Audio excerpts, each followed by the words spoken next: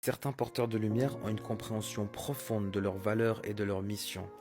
Ce sont parmi les âmes les plus belles que tu peux rencontrer, généreux, aimants, prêts à donner sans compter. Mais en fait, cette lumière, elle s'accompagne d'une dualité puissante, en fait, qui peut être parfois incomprise. Il faut jamais prendre leur bienveillance pour de la faiblesse parce que tu ne pourrais ne pas les reconnaître. Et là, je te parle d'un certain type de porteurs de lumière qui ont des missions globales, qu'on appelle aussi des élus. Si tu oses franchir cette limite, et ils sont patients, ils peuvent te laisser. Tu pourras croire que tu les contrôles, tu pourras croire que tu les manipules. Ils te laisseront avancer dans ton propre piège, tu tomberas.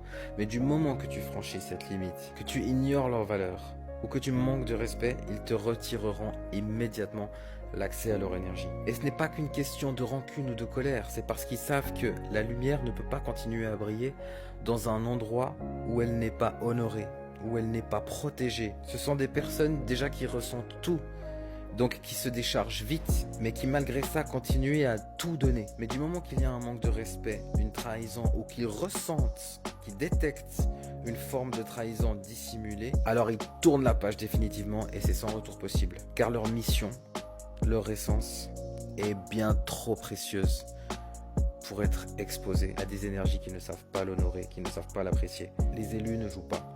Respecte-les ou perds-les.